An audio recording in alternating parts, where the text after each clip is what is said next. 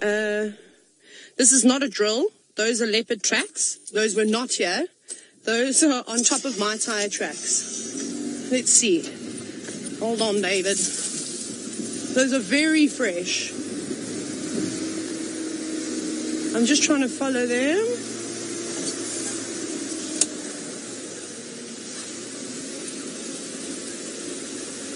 Still going.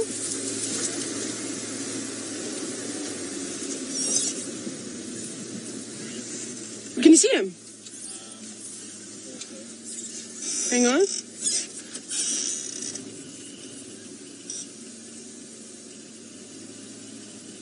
You see anything? David thought he saw something. No, that's an impala. Where did these footprints go now?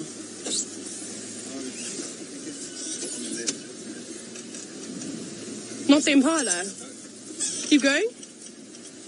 Are you talking about the footprints? Or the actual leopard? Do you think so? Oh my goodness. Are we playing Chase the Leopard? Oh, we have got a leopard. Amazing. On the termite mound, I'm glad I didn't get out of the car to check where those tracks are. That was perfect timing. So sometimes me being a little bit on the silly side actually pays off, because otherwise I probably would have carried on driving and then been in front of this leopard and never even known it was here. But who have we got? Who have we got? I'm going to have a little squiz with my binoculars as well. I saw some blue eyes there. Did you see those, Darby? No. Very difficult to tell right now whether it's a male or a female. But there was also an impala. A couple of impala in the area. But this leopard is not looking at the impala right now. I wonder who this is. I can't see a big notch in the left ear, which would indicate that it's Hosanna. How incredible was that? How was that? How on earth was that timing? David, you've guessed Thamba. I also thought so. That's why I mentioned the sort of slight blue tinge in the eyes. It doesn't look like a big male leopard. But because it's concealed, we can't rule out a female just yet. And we can't see the spot pattern either. That was so cool. He or she must have been hiding. I think it is Thamba. But it is just quite difficult to tell at this angle. It would be very nice if this leopard could look towards us. There we go. Come on, look to us. There we go. Yes, Thamba. That looks like Thamba to me. What is everybody saying, Kirst? Everybody agreeing? Especially now that it turned its head. Yeah, I think it is Thamba. Ooh, that's exciting. Just when I thought our afternoon was going to be a little bit on the quiet side, our luck has changed. Now I don't have to be silly anymore to keep you all entertained. I can actually be a proper safari guide. Thank you, Thamba. Everybody's very grateful. Every person watching is very grateful for you. They don't have to listen to me being silly anymore. Now, as you can see, he's got the wind in his favor. You can see the wind blowing, or the grass blowing towards his face. I do apologize. I have a tickle in my throat. And there is one impala ram that has separated himself from the herd, just over here, which is what I thought David was talking about initially. I don't think that this impala knows that Thamba is here, but look at the big open gap that he's got to try and cross. He's got about 40 meters of open area, not even any grass to hide behind, no matter how flat he made himself. He'll be exposed. So you have to think of a different game, perhaps going back down the termite mound and going off to the left, well, not to the right, sorry, to his right, and going all the way around, maybe coming up from behind. I mean, he's definitely focused. Sorry, I think I'm going to have a little sip of water. Something is just tickling my throat and it will not go away.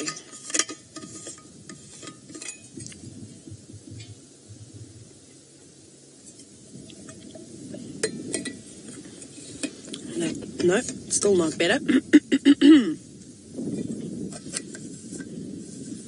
He seems to be focused now, though. And Impala has also sort of turned his back slightly.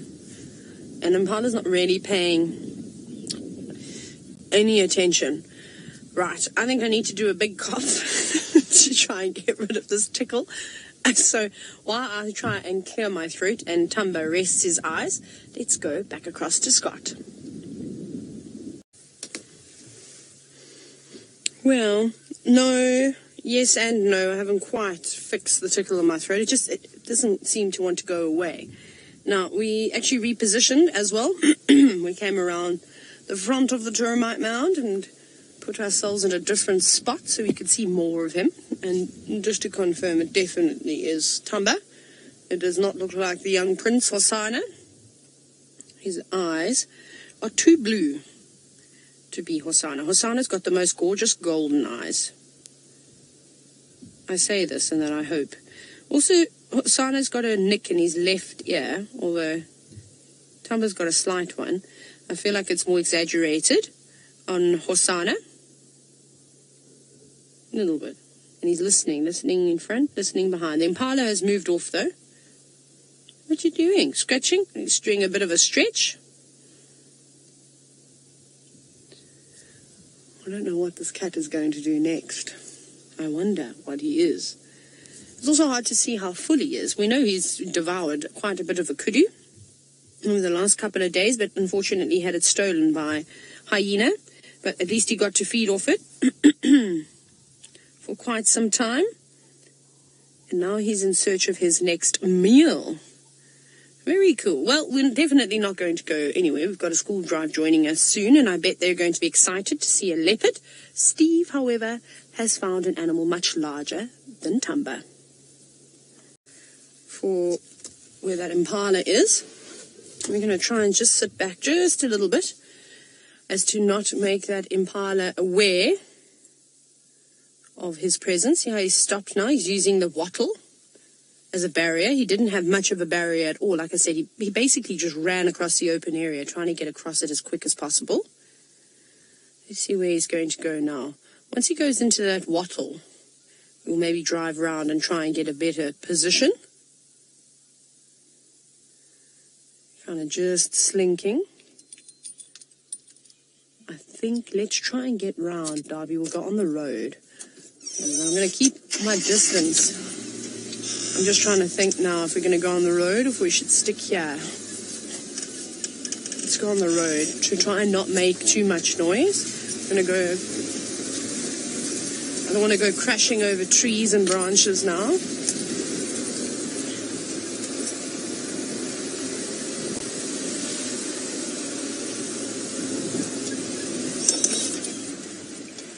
I'm just going to watch him here.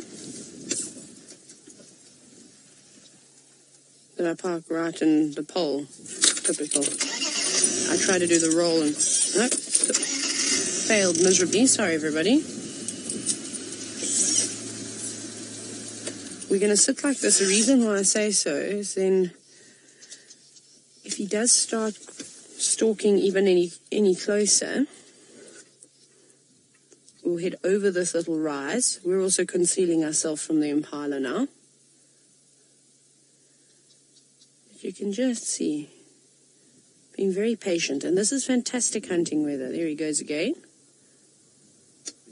He's getting very close now. Cool. Kirst, let me reposition one more time, and then I think we should do our little broadcast. Darby, do you mind if I just go up this little hill? Come on, be quiet, Jigger.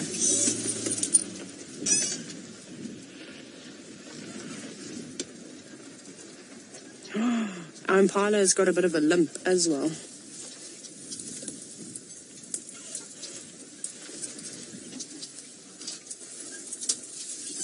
Okay, we do have the rain roof on. Okay, everybody, I think what I'm going to do is I'm going to sit quietly because we are going to do a little bit of a sneaky broadcast.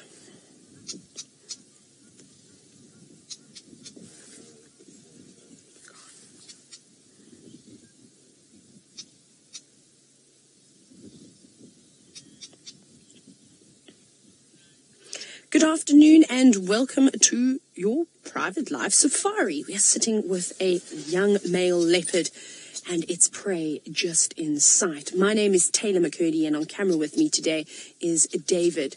And we're very, very lucky to be sitting out here in the middle of the Sabi Sand in South Africa, watching one of the most amazing cats, a leopard, potentially stalk its prey. Now that's an impala. I do have to tell you every now and then there is the odd bar as we have our rain roofs on because the clouds and the sky is quite ominous this afternoon. And if you haven't joined us before, it's great to have you for the first time. And you can actually interact with me. Like I said, this is live, so all you have to do is comment away. Now, for those of you that do follow Safari Live, you might be quite excited to see that this is a young male leopard by the name of Thamba. He's not even 2 years old yet. He's only about just over a year and a half, in fact. And he's already quite happily hunting for himself, which is quite amazing for such a young cat. And he's spotted his prey. Look at him. You can see how intently, both ears focused. And the impala that he's going after, or seems to be showing some interest in, has got a slight limp. So that is really, really good news for us this afternoon, because even though we want the impala to get away, to survive, that young male leopard does not have his mother to rely on and to bring him food anymore. So he's got to do this all by himself. Now, Mannix, you're wondering if this is really live. Yes, it is. It is indeed. It's happening right now. I'll even tell you the time. It is 12 minutes past 6 Central African time. Like I said, we're in the Sabi. We're on Chitwa at the moment.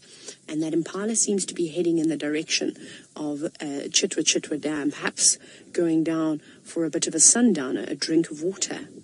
But will he make it there? Or is this leopard going to get him before he can make it down to have a drink?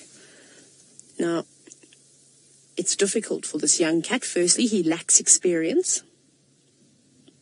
You can see how he's trying to conceal himself in between the trees. He's got a massive open area to cross before he can get to that impala. He's going to have to choose his next move very, very carefully. Walter, you've said that this is so amazing. It is. We're very, very lucky to be witnessing this. Like I said, this is all happening right now. Now, we don't want to be moving the car around too much. We want to try and keep our distance and give this leopard the best possible chance of catching his meal. I don't think that impala will even know that he's in there at the moment. He's tucked away.